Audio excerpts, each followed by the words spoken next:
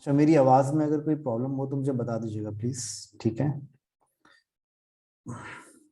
तो उम्मीद है मेरी स्क्रीन आप लोगों को नजर आ रही होगी।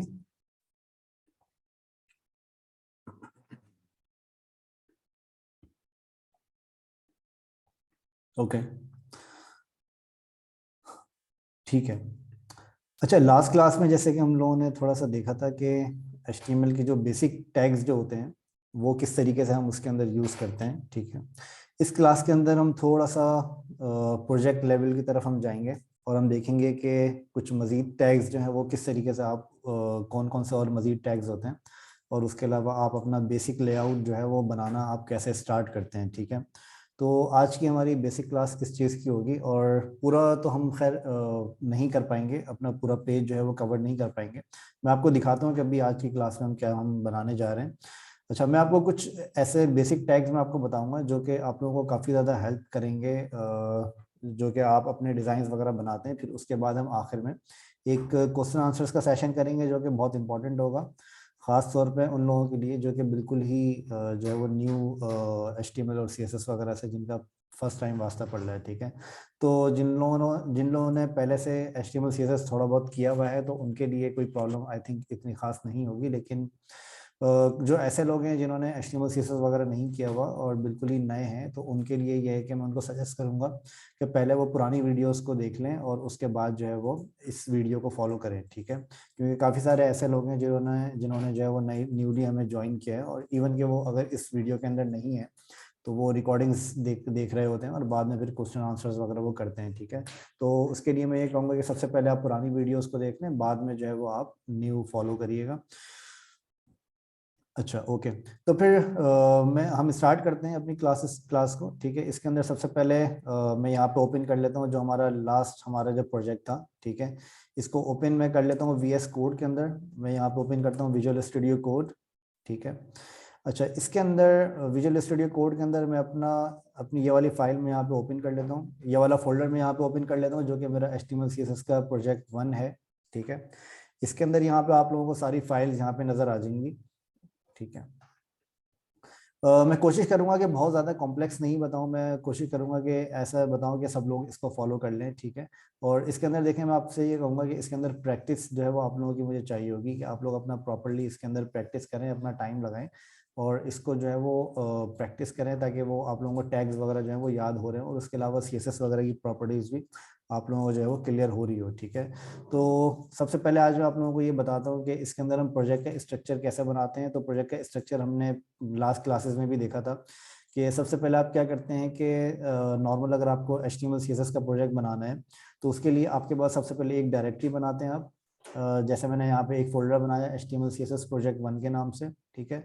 फिर इसके बाद आप यहाँ पे एक एसेट्स का फोल्डर बनाते हैं। फिर एसेट्स के बाद आप यहाँ पे 3 अलग अलग फोल्डर्स बनाते हैं जो कि CSS इमेजेस और JS के नाम से होता है। ठीक है।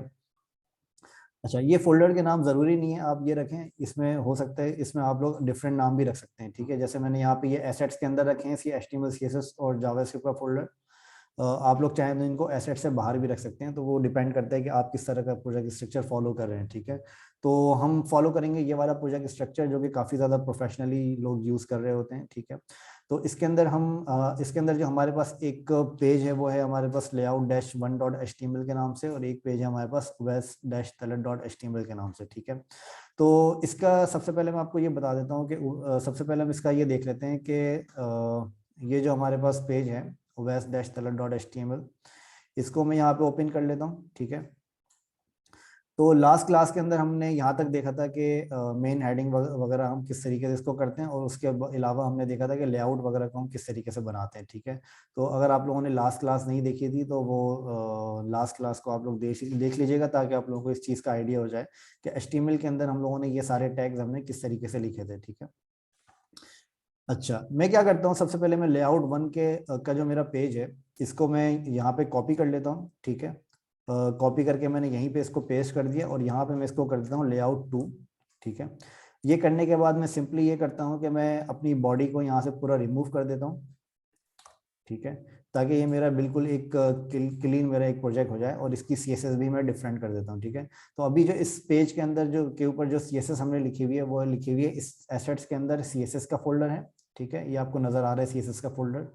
फिर जो स्लैश है आपका, स्लैश से आप अंदर फोल्डर्स को आप बताते हैं कि वो स्लैश से आप जो है वो अपनी डायरेक्टरी स्ट्रक्चर को आप सेपरेट करते हैं, ठीक है।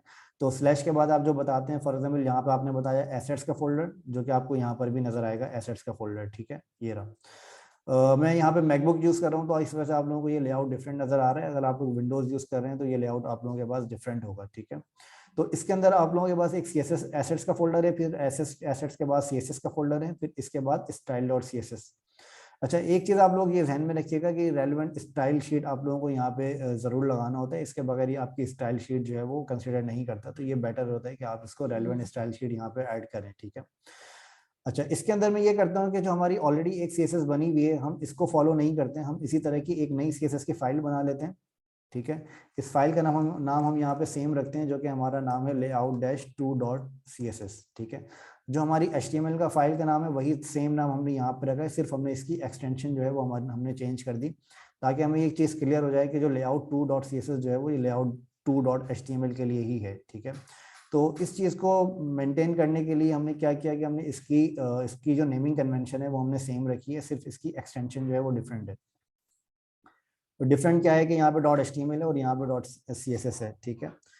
अच्छा, मैं यहाँ पे लेआउट .2.css खुली हुई है मेरे पास, और यहाँ पे मेरे पास इन सारी चीज़ों को मैं बंद करके सिर्फ यहाँ पे layout2.html में ओपन कर लेता हूँ। तो ये दो फाइल्स मेरे पास यहाँ पे ओपन हुई हुई हैं, ठीक है। एक layout2.css है और एक layout2.html है। अच्छा, आज जो हम इसके अंदर जो थोड़ा सा हम इसका बनाना स्टार्ट करेंगे, वो हम बनाएंगे कुछ इस तरह का लेआउट। ये एक वेबसाइट है winjoy.ae के नाम से, ठीक है। अगर आप यहाँ पे इसको विजिट करेंगे तो ये मेरी अपनी बनी हुई वेबसाइट है winjoy.ae, ठीक है। तो अगर आप लोग यहाँ पे विजिट करेंगे तो यहाँ पर भी ये वेबसाइट आप लोगों को नजर आएगी winjoy.ae, ठीक है। इसके ऊपर आप लोगों को ये सेम लेआउट है जो कि हम इसको प्रैक्टिकली बनाना देखेंगे कि किस तरीके से आप इस लेआउट को बनाते हैं, ठीक है। तो आई एम श्योर कि ये आप लोगों के लिए थोड़ा सा इंटरेस्टिंग होगा और थोड़ा बहुत कॉम्प्लेक्स भी होगा। तो मैं कोशिश करूंगा कि इसको मैं बहुत ही आसान अल्फाज में आप लोगों को समझाऊं, और इसके अंदर बहुत ही ज़्यादा मैं कोई कॉम्प्लेक्स चीज़ें यूज़ नहीं करूंगा। मैं कोशिश करूंगा कि ऐसी चीज़ें यूज़ करूं जो कि आप सब लोग फॉलो कर सकें, ठीक है। तो आप सब लोग उम्मीद है कि इसको फॉलो कर लेंगे, और हम पूरा ये लेआउट नहीं बनाएंगे, मतलब ये काफ़ी बड़ा लेआउट है, इसको एक दिन में 1 घंटे के अंदर बनाना पॉसिबल नहीं होगा, लेकिन इसमें से जितने मैं टैग्स आप लोगों को बता सकूँ वो मैं आप लोगों को बताऊँगा, ठीक है।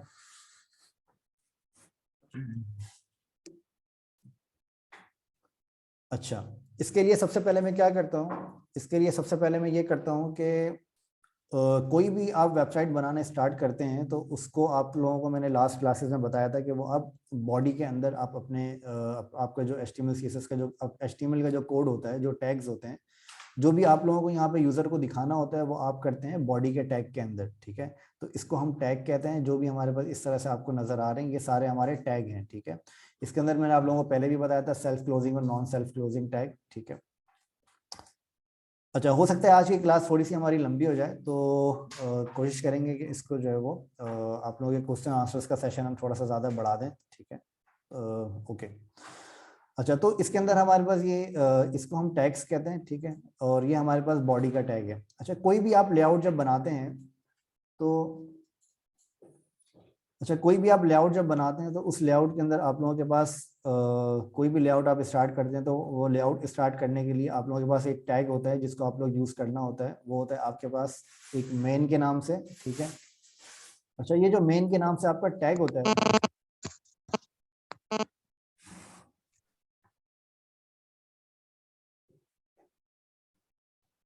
अच्छा, ये जो मेन के नाम से आपका टैग होता है, इसके अंदर आप लोग यहाँ पे अपने मल्टीपल एट्रीब्यूट्स आप लगा सकते हैं, ठीक है। मल्टीपल एट्रीब्यूट्स जो मैंने आपको बताया था लास्ट क्लास के अंदर, स्टाइल्स है या फिर CSS का स्टाइल होता है या फिर क्लासेस होती हैं या आईडीज होती हैं, वो आप इसके अंदर इजीली लगा सकते हैं, ठीक है।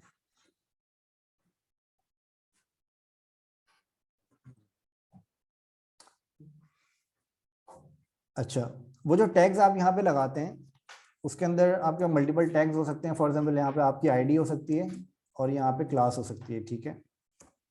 और इसके अलावा आपके यहाँ पे कुछ और भी टैग्स हो सकते हैं जिसके अंदर आपकी डेटा डैश, फॉर एग्जांपल मैं आईडी यहाँ पे कर देता हूँ, ठीक है। तो इस तरह के भी आप लोगों के पास यहाँ पे टैग हो सकते हैं जो कि आपके मल्टीपल टैग्स हो सकते हैं, ठीक है। इसके अंदर ये दो स्टैंडर्ड टैग्स हैं इसके अंदर ये दो स्टैंडर्ड एट्रीब्यूट्स हैं, सॉरी टैग इसको कहते हैं और इनको एट्रीब्यूट्स कहते हैं, ठीक है। तो ये स्टैंडर्ड इसके एट्रीब्यूट्स हैं, ठीक है। इसके अंदर एट्रीब्यूट्स आपके कस्टमाइज भी हो सकते हैं और इसके स्टैंडर्ड भी आप अप्लाई कर सकते हैं। अच्छा, इसके अंदर ये दो एट्रीब्यूट्स आपको मैंने बताए हैं, एक आईडी और एक क्लास। ये लास्ट क्लासेस में जैसे मैंने बताया था कि आईडी जो होती है आपकी, ये आपकी यूनिक होती है, और क्लास जो होती है आपकी, इसको आप रीयूज कर सकते हैं। मतलब सेम क्लास को आप एक पेज पे मल्टीपल टाइम्स भी आप यूज कर सकते हैं, ठीक है। लेकिन जो आईडी आपकी होती है, इसको आप एक क्लास में एक ही यूज करते हैं, ये आपकी यूनिक आईडी होती है, ठीक है। अच्छा, फॉर एग्जांपल इस आईडी को अगर आप यहाँ पे test1 के नाम से आप यहाँ आईडी यहाँ पे लिखते हैं, या फिर आप यहाँ पे इसको मेन के नाम से आईडी यहाँ पर देते हैं, ठीक है। तो इस मेन की आईडी को आप यहाँ पे इस तरीके से दोबारा यूज नहीं कर सकते, ठीक है। अगर मैं यहाँ पे फॉर एग्जाम्पल एक h1 देता हूँ और यहाँ पे मैं आईडी डिफाइन करता हूँ, तो इस आईडी को आप यहाँ पे दोबारा इस तरह से यूज नहीं कर सकते, क्योंकि ये आईडी आपने एक ऑलरेडी पहले यूज कर ली है, सही है। तो ये इसके अंदर डिफरेंस होता है क्लास के अंदर और आईडी के अंदर, जो मैंने लास्ट क्लासेस में भी आपको बताया था। अच्छा, मैं इसको आगे लेके चलता हूँ, आगे इसको लेके चलता हूँ मैं, और इसके अंदर मैं सबसे पहले आपको ये बताता हूँ कि इसका आप लेआउट किस तरीके से डिजाइन करते हैं और इसके अंदर और कौन कौन से इफेक्ट्स होते हैं जो कि आपको देखने होते हैं, ठीक है। अच्छा, एक इसके अंदर बहुत इंपॉर्टेंट चीज ये होती है, कोई भी लेआउट आप स्टार्ट करने से पहले आपको ये देखना होता है कि ये लेआउट का जो स्ट्रक्चर है वो स्ट्रक्चर आपका कैसा बना हुआ है, ठीक है। फॉर एग्जाम्पल अगर मैं इस लेआउट के ऊपर अगर मैं गौर करूं, तो इस लेआउट के अंदर हमारे पास काफी सारी चीजें हैं जो कि हमें देखनी पड़ेंगी। फॉर एग्जाम्पल इस लेआउट के अंदर हमारा ये जो हेडर का जो पार्ट है हमारा, ये हेडर का पार्ट आप ये नोटिस करेंगे कि ये हेडर का पार्ट आपका जो है ये इस बैकग्राउंड के ऊपर आ रहा है, ठीक है।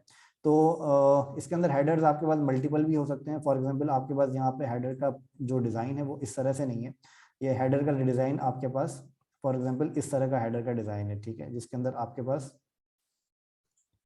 ये हेडर जो है वो सेपरेट है। फॉर एग्जांपल ये अलग सेक्शन है आपका और ये अलग सेक्शन है। तो इस तरह के हेडर्स भी आपने अक्सर वेबसाइट्स के अंदर देखे होंगे कि इस तरह के हेडर्स भी आप लोगों को अक्सर वेबसाइट्स के अंदर नजर आते होंगे, ठीक है। तो इसके अंदर क्या होता है कि इन दोनों डिजाइन के अंदर डिफरेंस ये होता है कि इस डिजाइन के अंदर ये जो हेडर वाला पार्ट है आपका वो इस वाले सेक्शन के ऊपर आपका ओवरलैप कर रहा है, ठीक है। और इसके अंदर क्या होता है कि ये जो हेडर वाला पार्ट है आपका, ये आपका इस वाले सेक्शन से बाहर है, मतलब ये वाला सेक्शन आपका डिफरेंट है और ये हेडर आपका डिफरेंट है, ठीक है। तो ये दोनों डिजाइन के अंदर ये डिफरेंस है। तो आप लोगों के पास मल्टीपल डिजाइन हो सकते हैं, ठीक है। फॉर एग्जांपल हमारे पास ये वाला एक डिजाइन है तो हम इस डिजाइन को लेके चलेंगे, या फिर ये वाला डिजाइन वैसे थोड़ा सा ज्यादा सिंपल होता है, मैं चाहूँ तो इसको भी फॉलो कर सकता हूँ, लेकिन फिलहाल हम इसको देखेंगे। और इसके अंदर मैं आप लोगों को कुछ टैग्स ऐसे बताऊंगा जो कि आप लोगों को इस तरह की चीजें जो है वो क्रिएट करने में, स्ट्रक्चर बनाने में काफी ज्यादा हेल्प करेंगे। अच्छा, जो मैं आप लोगों को चीज़ें बता रहा हूँ, जो मैं आप लोगों को टैग्स बताऊंगा अभी, और उसके अंदर ये जो एक कॉमन चीज़ है वो ये है कि आपका कोई भी जो टैग होता है उसको आपको टैग के नाम से ही आपको समझ में आ जाएगा कि उस टैग का जो है वो पर्पस क्या है, उस टैग का रीज़न क्या है उसको यूज़ करने का, ठीक है। फॉर एग्जाम्पल एक यहाँ पे हमारा टैग होता है, वो होता है हमारा डिव के नाम से, ठीक है। अगर आप लोगों ने यहाँ से कुछ यहाँ पर कुछ ऐसे स्टूडेंट्स हैं जो कि HTML CSS के बारे में जानते हैं, तो उनको पता होगा कि जो डिव का जो टैग है, ये डिव का जो टैग है इसको हम इसलिए यूज करते हैं ताकि ये हम डिवीजन क्रिएट कर सकें। डिव का मतलब है कि ये डिवीजन हम क्रिएट कर सकें, ठीक है। डिवीजन आपकी क्या हो सकती हैं, फॉर एग्जाम्पल अब आपके पास ये जो लेआउट है यहाँ पे, इस लेआउट को आप मल्टीपल पार्ट्स के अंदर आप डिवाइड कर लेते हैं, ठीक है। मल्टीपल पार्ट्स आपके क्या क्या हो सकते हैं, मल्टीपल पार्ट्स आपके काफी सारी चीजें आपकी मल्टीपल पार्ट्स के अंदर डिवाइड हो सकती हैं। फॉर एग्जाम्पल अगर मैं इस लेआउट को देखूं, तो इस लेआउट का अगर मैं आउटलाइन वर्जन अगर मैं देखूं यहाँ पे, ठीक है, तो ये इस लेआउट का आउटलाइन वर्जन है जिसके अंदर हमने पूरे डिजाइन को खत्म कर दिया यहाँ से, मतलब सिर्फ यहाँ पे आउटलाइंस आ रही है हमारे पास, ठीक है। तो इसका आउटलाइन वर्जन क्या है, आउटलाइन वर्जन इसका ये है कि सबसे पहले आपके पास ये एक लेआउट है यहाँ पे, यहाँ से लेके पूरा नीचे तक आपके पास ये एक लेआउट है, ठीक है। अच्छा, अब जितने भी आपके पास, आप में से किसी की आवाज आ रही है, प्लीज म्यूट करेंगे अपने आप को प्लीज।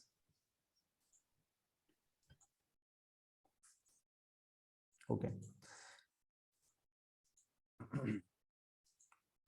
जी हाँ, रिकॉर्डिंग मिल जाएगी इसकी, ठीक है, ओके। अच्छा, ये जो लेआउट इसके अंदर आ रहा है, इस लेआउट के अंदर सबसे पहले आप ये देखते हैं कि आपका जो मेन स्ट्रक्चर है, जो मेन लेआउट है आपका, ठीक है, वो लेआउट आपका किस तरीके का है। मेन लेआउट में फॉर एग्जांपल आपके पास जो चीज आती है वो एक आता है आपके पास एक बॉक्स सबसे पहले, ठीक है। बॉक्स आपका क्या है, फॉर एग्जांपल ये आपकी पूरी वेबसाइट का एक बॉक्स है, ठीक है। ये काफ़ी बड़ा है लेकिन मैं इसको इतना ही बना रहा हूँ। अच्छा, इस बॉक्स के अंदर आपकी पूरी वेबसाइट आती है जो कि हमने ऑलरेडी यहाँ पे बना लिया है मेन के नाम से, ठीक है। ये जो मेन है हमारा, इसको आप कंसिडर करें कि आपका ये पूरी वेबसाइट का ये आपका बॉक्स है, ठीक है। इसको मैं यहाँ पे लिख भी देता हूँ मेन, ठीक है। और इसका मैं साइज भी यहाँ से थोड़ा सा बढ़ा देता हूँ ताकि ये चीज़ आप लोगों को क्लियर हो जाए, ठीक है। तो ये जो बॉक्स है आपका, ये बॉक्स आपका आ गया मेन के नाम से, ठीक है। तो मेन आपने अपनी डिव यहाँ पे बना ली। तो आपका जो भी यहाँ पे डिव का जो यहाँ पे आपका HTML का स्ट्रक्चर जो बनता है वो आपका इसी लेआउट की बेस के ऊपर बनता है, जो भी आपका ये लेआउट है, ठीक है। अच्छा, हम अब हमारा जो लेआउट है वो ये है कि सबसे पहले हमारा पूरी वेबसाइट का एक लेआउट है जो कि हमारा एक मेन के टैग के अंदर आ रहा है, जो कि आपका ये एक पूरा फ्रेम होता है, ठीक है। ये आपका समझे, इसको कंसिडर करें कि ये फ्रेम आपका एक पूरा मेन है जो कि आपने ऑलरेडी एक मेन का टैग यहाँ पे बना दिया। अच्छा, मेन के टैग के अंदर फिर आपके पास यहाँ पे मल्टीपल सेक्शंस आते हैं। मल्टीपल सेक्शन से मुराद ये है कि, अच्छा मैं आप लोगों को थोड़ा सा ट्रेडिशनल तरीके से मैं नहीं समझा रहा, मैं आप लोगों को थोड़ा सा एक ऐसे तरीके से समझा रहा हूँ जिससे आप लोगों को आसान अल्फाज में वो चीज़ें समझ में आ सके। मैं बहुत ज़्यादा टेक्निकल तरीके से नहीं समझा रहा, ठीक है। अच्छा, फॉर एग्जाम्पल ये आपका हो गया मेन लेआउट, ठीक है। इस मेन लेआउट के बाद आप अपने डिजाइन्स को मल्टीपल सेक्शंस के अंदर आप डिवाइड करते हैं। मल्टीपल सेक्शंस के अंदर डिवाइड करने का मतलब ये है कि फॉर एग्जांपल इस लेआउट के अंदर आपके पास एक सेक्शन है, ठीक है। ये एक सेक्शन आपके पास आ जाता है, आपके पास टॉप सेक्शन आपके पास आ जाता है, ठीक है। टॉप सेक्शन आपके पास आ जाता है, फिर इस टॉप सेक्शन के बाद आपके पास एक सेक्शन यहाँ पर आ जाता है। ये सेक्शन आपके पास हो जाता है इस बार का, ठीक है। और फिर उसके बाद आप अगर और मजीद नीचे देखेंगे, इनका मैं थोड़ा सा कलर डिफरेंस कर देता हूँ ताकि आप लोगों को इस चीज़ का आइडिया हो जाए, ठीक है। अच्छा, ये हमारे पास एक बार आ गई इसकी, ये एक पूरा एक सेक्शन आ गया। मतलब सेक्शन हम कहते हैं जो भी हमारा ये पूरा एक सेक्शन आ रहा है यहाँ से लेके यहाँ तक, इसको हम कहते हैं सेक्शन, ठीक है। फिर इस सेक्शन के बाद आपके पास यहाँ पर आ गया एक और सेक्शन, फिर इस सेक्शन के बाद आपके पास यहाँ पर आ गया ये वाला सेक्शन, ठीक है। तो ये सेक्शन आपके पास इस तरीके के मल्टीपल सेक्शंस आपकी वेबसाइट के अंदर होते हैं जो कि आपको क्लियरली नजर आते हैं। अच्छा, जो आपकी वेबसाइट का जो स्ट्रक्चर है, जो पूरा फ्रेमवर्क जो आप डिजाइन कर रहे हैं अपनी वेबसाइट का, उसके अंदर ये चीजें देखना बहुत जरूरी होती हैं कि जो आप अपनी HTML का जो स्ट्रक्चर आप बनाएंगे वो आपका बहुत ज़्यादा मैटर करता है। अगर वो स्ट्रक्चर आप सही नहीं बनाएंगे तो आपकी HTML भी का स्ट्रक्चर जो है वो आपका प्रॉपर तरीके से नहीं बन पाएगा। तो जितना आसान आप ये HTML का स्ट्रक्चर आप बनाएंगे उतनी आसानी से आप इसकी CSS लिख सकते हैं, उतनी आसानी से आप इसकी स्टाइल गाइड जो है वो आप लिख सकते हैं, ठीक है। तो ये बेहतर ये होता है कि आप इसकी प्रॉपरली आप इसको स्ट्रक्चर बनाएं, इसको देखें कि ये इसका स्ट्रक्चर आपको किस तरीके से बनाना है। अच्छा, मैं आपको इसमें क्या बता रहा हूँ, मैं आपको ये बता रहा हूँ कि जब पूरा लेआउट आपका जो है उस लेआउट को आप मल्टीपल पार्ट्स के अंदर कैसे ब्रेक डाउन करते हैं, ठीक है। ब्रेक डाउन सबसे पहले हमने करना कैसे शुरू किया, सबसे पहले हमने लिया एक पूरे मेन लेआउट को। मेन लेआउट के बाद अब हम उसके उन सेक्शंस उसके अंदर फिर हम चलते चले जाएंगे। जैसे उसके अंदर हमने देखा कि कौन सा सेक्शन इसके अंदर है, फिर उस सेक्शन के अंदर हम देखेंगे कि वो सेक्शन जो है वो उसके बीच का जो सेंटर एरिया है वो कितना आ रहा है। बीच का सेंटर एरिया फॉर एग्जांपल हमारे पास आपको यहाँ पे नजर आ रहा होगा, ये दो लाइंस आपको यहाँ पे नजर आ रही होंगी, एक ये वाली और एक ये वाली। तो इसका ये मतलब है कि जो भी आपकी वेबसाइट का जो लेआउट है वो आपका इन दोनों लाइंस के दरमियान आ रहा है, ठीक है। सिर्फ आपको क्या डिफरेंस नजर आएगा, आपको डिफरेंस ये नजर आएगा कि जो बैकग्राउंड्स है वो बैकग्राउंड्स आपके बाहर निकल रहे हैं, लेकिन जो बीच का जो कंटेंट एरिया है आपका वो इन्हीं लाइंस के अंदर आ रहा है। मतलब ये वाला जो कंटेंट एरिया है ये आपका यहाँ पे नहीं जा रहा, या फिर ये वाला कंटेंट एरिया आपका यहाँ पे नहीं जा रहा, ठीक है। तो ये आपको एक कंसिस्टेंट आपको एक चीज नजर आएगी जो कि आपकी वेबसाइट के अंदर होती है, जो कि आपका एक सेंट्रल एक पार्ट होता है आपकी वेबसाइट का। अच्छा, ये वाला जो पार्ट है ये आपको आपको हर वेबसाइट के ऊपर इसी तरह से मिलेगा मोस्टली, ठीक है। फॉर एग्जांपल आप यहाँ पे कोई और दूसरी भी वेबसाइट अगर आप यहाँ पे देखते हैं, फॉर एग्जांपल आप यहाँ पे winjoy.ae को देख रहे हैं, या फिर आप यहाँ पे fortunes.com को देखें, या फिर आप यहाँ पे किसी और वेबसाइट को ही क्यों ना देख लें, ठीक है। फॉर एग्जाम्पल मैं यहाँ पे करीम की वेबसाइट को देखता हूँ। तो कुछ वेबसाइट्स आपकी ऐसी होती हैं जिनके ऊपर आपके पास ये वाला जो पार्ट है आपका, ये वाला पार्ट आपका पूरा जो है वो आपका फ्लूट होता है, मतलब वो पूरा आपका 100% तक फैला हुआ होता है।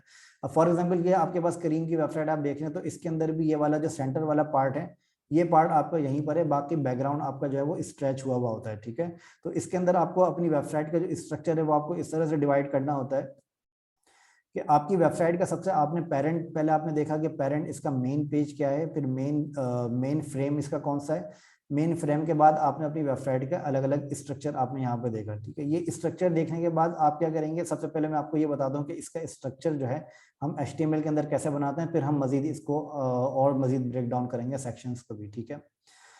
अच्छा, HTML में स्ट्रक्चर बनाने के लिए सबसे पहले हमने क्या बनाया, हमने मेन बनाया। मेन बनाने के बाद जाहिर है आपको यहाँ पे बनाना होगा, आपको यहाँ पे अलग अलग ये वाले सेक्शंस बनाने होंगे, ठीक है। फॉर एग्जांपल यहाँ पे हमारे पास सेक्शंस आ रहे हैं 1 2 3 4 5 6, ठीक है। तो अभी मैं यहाँ पे इन सेक्शंस को यहाँ पे बना देता हूँ ताकि आप लोगों को ये चीज़ समझ में आ जाए कि सेक्शंस आप लोग यहाँ पे अपनी HTML के अंदर कैसे बनाएंगे। अच्छा, HTML के अंदर सेक्शंस बनाने के लिए आपके पास एक जैसे आप हमें यहाँ पे इसको सेक्शन कह रहा हूँ, तो HTML में भी आपके पास एक सेक्शन का टैग होता है, ठीक है। एक सेक्शन का टैग होता है जो कि आप यहाँ पे लिखते हैं, ठीक है। अब आपको यहाँ पे कितने सेक्शंस चाहिए, आपको चाहिए 1 2 3 4 5 और 6 सेक्शंस आपको यहाँ पे चाहिए। तो सिंपली आप क्या करें, इन 6 सेक्शंस को आप यहाँ पे अलग अलग आप यहाँ पे बना दें। फॉर एग्जांपल एक आपने बनाया 1 2 3 4 5 6 सेक्शंस मैंने यहाँ पे अपने बना दिए। अच्छा, अपने आपको समझाने के लिए कि आप ये सेक्शंस क्यों बना रहे हैं, उसके लिए आप यहाँ पे कमेंट्स भी लिख सकते हैं। अच्छा, ये सेक्शन का जो ये टैग है ये आपको HTML5 के अंदर यहाँ पे आपको मिलेगा। HTML4 पहले हम काफ़ी पहले हम यूज़ करते थे, जब से HTML5 आई है उसके अंदर इस HTML5 ने हमें ये सारे सेक्शंस के अलग अलग टैग इसने हमें दे दिए, ठीक है। वरना हम पहले हर चीज़ के लिए हम डिव का टैग यूज़ करते थे जो कि डिवीजन होता है, इससे पहले जो मैंने आपको बताया था, ठीक है। अच्छा, अब ये जो सेक्शन आपका है ये आपका जाहिर है ये सेल्फ मीनिंग फुल है। जैसे आपको सेक्शन का नाम सुनते ही आपको समझ में आ जाएगा कि ये सेक्शन होता क्या है एक्चुअली, ठीक है। तो सेक्शन आपका होता है ये पूरा एक 100% वाला सेक्शन जिसको आपके अंदर जिसके पास आपके पास बैकग्राउंड भी होता है जिसके अंदर, ठीक है। अच्छा, ये सेक्शन आपने यहाँ पे बना दिया। अब आपको अपनी याद दहानी के लिए आप क्या कर सकते हैं, आप यहाँ पे अपने कमेंट्स यहाँ पे लिख सकते हैं जो कि आपको HTML के अंदर नजर नहीं आएंगे, लेकिन आपको यहाँ पे अपने कोड को समझने के लिए आपको ये जहन में रहेगा कि ये सेक्शन आपने जो बनाया है ये किस चीज़ का सेक्शन है। कमेंट लिखने के लिए आपके पास मैं इसको थोड़ा सा जूम कर देता हूँ ताकि आपको क्लियर नजर आ जाए। अच्छा, कमेंट लिखने के लिए आप क्या करते हैं, कमेंट लिखने के लिए आप सबसे पहले एक लेस देन का साइन लगाते हैं, आप उसके बाद एक एक्सक्लेमेशन मार्क लगाते हैं और फिर उसके बाद आप 2 दफ़ा स्लैश लगाते हैं, ठीक है। तो जैसे ही आप ये 2 दफ़ा स्लैश लगाएंगे आपके पास ये दोनों स्लैश यहाँ पे ऑटोमेटिकली क्लोज हो जाएंगे ताकि आप यहाँ पे अपना कमेंट लिख सकें।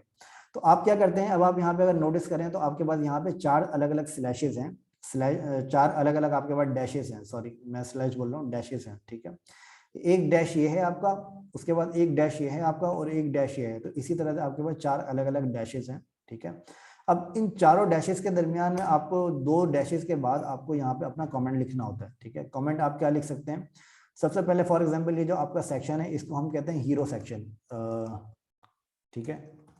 हीरो सेक्शन आप कहते हैं जो भी आपका ये फर्स्ट वाला जो सेक्शन होता है, जैसे फॉर एग्जांपल आप करीम की वेबसाइट को देखते हैं तो इसके अंदर ये जो आपका फर्स्ट सेक्शन आता है इसको हम कहते हैं हीरो सेक्शन, जो कि आपका मेन बैनर होता है जिसके अंदर आपका, ठीक है। तो यहाँ पे हमने लिख दिया हीरो सेक्शन, ठीक है। इसी तरीके से हमने सेकंड सेक्शन के ऊपर हमने कमेंट डाल दिया। अच्छा, अब यहाँ पे आप इसको और भी डिफाइन कर सकते हैं। फॉर एग्जांपल यहाँ पे आपका सेक्शन स्टार्ट हुआ है, ठीक है। इसके बाद आपने यहाँ पे लिख दिया कि यहाँ पे आपका सेक्शन एंड हुआ है, ठीक है। तो इससे आपको ये चीज़ क्लियर हो जाएगी कि जो आपका सेक्शंस हैं वो आपको यहाँ पे अगर आप इसको पढ़ते हैं तो आपको देखने में समझ में आ जाएगा कि ये जो सेक्शन है ये किस चीज़ का सेक्शन है, ठीक है। फॉर एग्जाम्पल आपको यहाँ पे अगर कोड इन फ्यूचर आपका बहुत ज़्यादा बढ़ता है, बहुत ज़्यादा इंक्रीज होता है, तो आप यहाँ पे आसानी से समझ सकते हैं कि ये सेक्शंस हमने यहाँ पे किस वजह से बनाए थे, ठीक है। तो ये बाद में आपकी कोड की स्केलेबिलिटी के लिए या फिर ये आप इसलिए भी यूज़ करते हैं कि आप अगर किसी टीम के अंदर काम कर रहे हैं और वहाँ पे आपके पास मल्टीपल डेवलपर्स हैं, मल्टीपल लोग हैं काम करने के लिए, तो उनके लिए भी ये चीज़ समझने में आसानी होती है कि आप जो है वो ये सेक्शंस को आप किस पर्पज़ के लिए यूज़ कर रहे हैं और इसका और भी ज़्यादा आप अपने कमेंटिंग आप यहाँ पे आसान तरीके से कर सकते हैं, ठीक है। अच्छा, ये बेस्ट प्रैक्टिसेस के अंदर आता है कि बेस्ट प्रैक्टिसेस ये होती हैं कि आप इसको अपने कोड को एक तो क्लीन रखें और एक उसके अंदर आप अपने कमेंट्स को यहाँ पे ऐड करते रहें ताकि ये चीज़ आपके कोड को समझने के लिए भी आसानी हो, ठीक है। तो उम्मीद है ये वाला पार्ट आपको क्लियर हो गया होगा।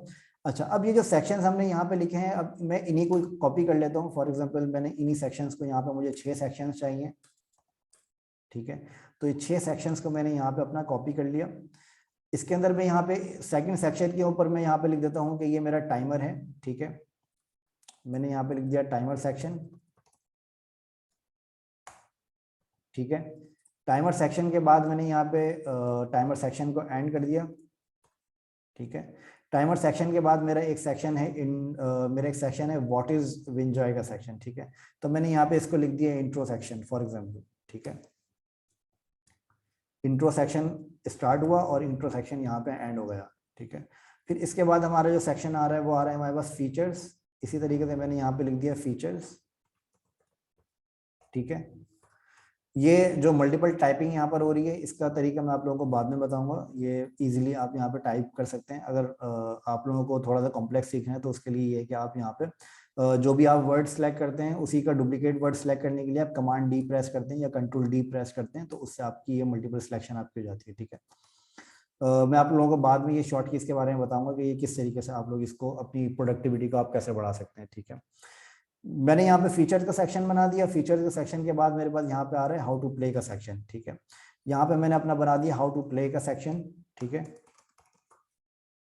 तो देखने में आपका ये कोड ज्यादा लग रहा है, लेकिन ये कोड आप लोगों को एक दफा समझ में आ जाएगा कि ये कोड आप लोगों ने यहाँ पे क्यों लिखा है। तो आप भले ये जितना भी ज्यादा कोड हो, लेकिन वो देखने में ही आपको समझ में आ जाएगा कि ये कोड आपने लिखा क्यों है एक्चुअली, ठीक है। तो देखने में आप लोगों को ऐसा लगता है कि ये जो है बहुत ही ज्यादा कोई कॉम्प्लेक्स चीज लिखी हुई है या फिर इसको समझने में आप लोगों को मुश्किल होगी, लेकिन अगर आप इसको ब्रेक डाउन करके आप इसको थोड़ा थोड़ा करके समझेंगे तो आप लोगों को कोड लिखने में भी आसानी होगी, मजा आएगा कोड लिखने में, और उसके अलावा आप लोगों को जो है ये अपना स्ट्रक्चर बनाने में भी काफी मजा आएगा। आप लोग खुद इसको एंजॉय करेंगे, ठीक है। तो बेहतर ये कि आप लोग इसको समझें और समझ के आप लोग लिखें। और कोई भी आप लोगों को कोई कंफ्यूजन हो, कोई क्वेश्चन हो या फिर आप कोई बोरिंग वगैरह फील कर रहे हो तो आप लोग मुझे व्हाट्सएप पे पर्सनल मैसेज भी आप कर सकते हैं। मैं आप लोगों को जो प्रॉब्लम्स आ रही हैं, जो हर्डल्स आ रहे हैं, उनके बारे में आप लोगों को डिटेल में आप लोगों को समझा दूंगा। इवन के गूगल मीटिंग्स वगैरह पर आके मैं प्रॉपर्ली गाइड भी कर दूंगा आप लोगों को, ठीक है। अच्छा, अब फॉर एग्जांपल हमने यहाँ पे हीरो सेक्शन बनाया। अब हम देखते हैं कि इसको मजीद हम सेक्शंस के अंदर हम कैसे ब्रेक डाउन करते हैं, ठीक है। अच्छा, एक चीज यहाँ पे, ये आप लोग कुछ यहाँ पे लिख रहे हैं, तो कोई क्वेश्चन है आप लोगों का तो मुझसे पूछ लें प्लीज। मैं फिर आप आगे इसको कंटिन्यू करता हूँ। अगर आप लोगों में से किसी का भी कोई क्वेश्चन है तो आप लोग पूछ सकते हैं अभी, फिर मैं आगे इसको और मजीद कंटिन्यू करता हूँ। सर ये जो सेक्शन आपने डिवाइड किया है सर, सॉरी सर आवाज आ रही है मेरी? जी आ रही है, मेरी आपकी आवाज आ रही आवाज। है? सर ये जो सेक्शन आपने डिवाइड किए है सर, जो मेन जो मेन पेज होता है इसको डिवीजन के लिए हम करते हैं, तो हम इधर ये लिखेंगे ये लिखेंगे। आपकी आवाज समझ में नहीं आ रही है मुझे। आप जरा मुझे या तो लिख के भेजते हैं या फिर वॉइस अपनी क्लियर कर लें, क्योंकि आपकी आवाज समझ में नहीं आ रही मुझे। अच्छा सर, अभी आ रही है आवाज? जी अब बेटर है, जी बोलें। सर ये सेक्शन जो हमने डिवाइड किए ये एक्चुअली हम वो होम पेज जिस तरह वेबसाइट में होती है उसको मतलब हम ये डिसाइड करते हैं कि इधर ये लिखना है और ये लिखना है, इसके लिए हम डिवीजन करते हैं।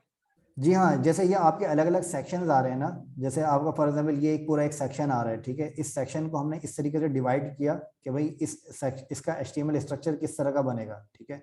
फॉर एग्जांपल इसका HTML स्ट्रक्चर जो है वो हम इस तरह से डिवाइड करते हैं। डिवाइड करने के बाद ये आपको समझाने के लिए मैंने बनाया है, ठीक है। ये अगर आप नहीं भी बनाए तो कोई मसला नहीं है।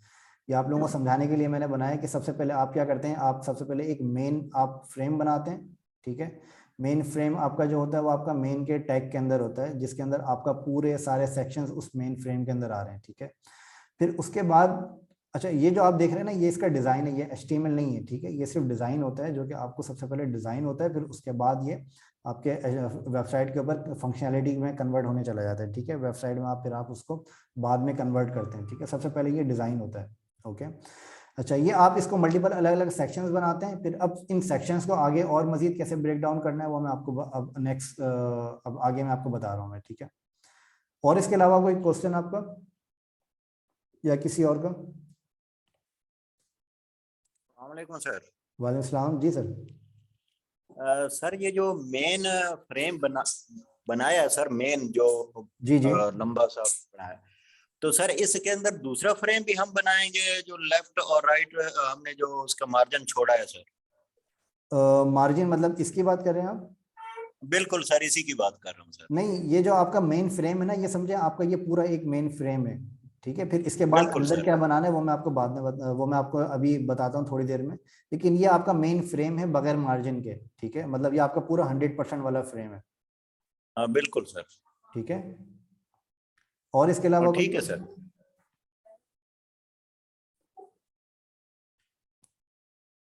ठीक है, आई थिंक किसी का और भी क्वेश्चन नहीं है, मैं इसको आगे लेके चलता हूँ। ठीक है, अभी 6 मिनट हैं ये रिकॉर्डिंग एंड होने में, फिर इसके बाद हम आप नेक्स्ट मीटिंग को हम ज्वाइन कर लेंगे। ठीक है, तो अगर मैं भूल जाऊँ तो फिर प्लीज़ नेक्स्ट मीटिंग को खुद ही ज्वाइन कर लीजिएगा। अच्छा, डेटा आईडी में डिफाइन कर देता हूँ। ठीक है, अच्छा इसके अंदर मैं आपको ये बता रहा था कि एक सेकेंड,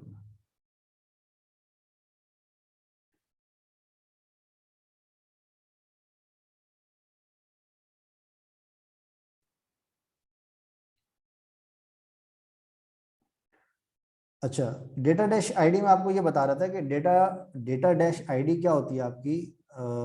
डेटा डैश आईडी आपका ये एक एट्रीब्यूट होता है जो कि आपको किसी भी आप HTML के टैग के ऊपर आप अपने कस्टम एट्रीब्यूट भी आप डिफाइन कर सकते हैं। जैसे फॉर एग्जांपल ये आईडी और ये क्लास है, ये आईडी और क्लास आपका एक जो आपके दो एट्रीब्यूट्स हैं, ये दोनों एट्रीब्यूट्स के अलावा अगर आपको कोई एट्रीब्यूट चाहिए तो वो भी आप यहाँ पे डिफाइन कर सकते हैं। इसका यूजेज जो है आपका इसका यूजेज जो है वो मैं आपको बाद में बताऊंगा कि डेटा डैश आईडी का क्या यूजेज हो सकता है और इसको आप किस तरीके से यहाँ पे डिफाइन, आपको इसके बेनिफिट्स क्या होते हैं। ठीक है, अपने कस्टम एट्रीब्यूट डिफाइन करने का, तो यहाँ पे आप इसको कस्टम भी डिफाइन कर सकते हैं। For example data dash test के नाम से मैं यहाँ डिफाइन कर देता हूँ। ठीक है, और इसकी मैं फिर कोई वैल्यू दे देता हूँ, फॉर एग्जाम्पल test1। ठीक है, या फिर अगर आपको यहाँ पे कोई चाहिए होगा, फॉर एग्जांपल कोई यूजर की डिटेल चाहिए होगी, तो आप यहाँ पे डेटा डैश यूजर नेम भी आप यहाँ पे डिफाइन कर सकते हैं और यहाँ पे आप अपनी अपना यूजर नेम यहाँ पे दे सकते हैं। ठीक है, तो आपको ये किसी भी टैग के ऊपर कस्टम एट्रीब्यूट के लिए आप यहाँ पे इसको डिफाइन कर सकते हैं इजीली। ओके, तो आई थिंक ये आप लोगों को क्लियर हो गया होगा। ठीक है, अच्छा इसके अलावा अब मैं आपको इसको आगे मजीद लेके चलता हूँ। ठीक है, तो अब इसके अंदर हम जो देखेंगे, फॉर एग्जांपल मैं इसको यहाँ पे इंटर कर देता हूँ और यहाँ पे हम सिर्फ देखेंगे अपने एक सेक्शन को हम पहले ब्रेक डाउन करेंगे, फिर बाद में हम दूसरे सेक्शंस के ऊपर आएंगे कि वो हम कैसे फॉलो करते हैं। ठीक है, उसको हम कैसे लगाते हैं। अच्छा, जब तक आप लोग एक काम करें कि इसी मीटिंग को दोबारा ज्वाइन कर लें, वरना ये फिर बीच में एंड हो जाएगी, तो फिर वो चीज़ हमारा जो लर्निंग वाला जो एक्सपीरियंस है वो पूरा ब्रेक हो जाएगा। ठीक है, तो इसको आप लोग इसी मीटिंग को दोबारा ज्वाइन कर लें, फिर इसको हम दोबारा स्टार्ट करते हैं। ठीक है, थैंक यू, अल्लाह हाफिज़।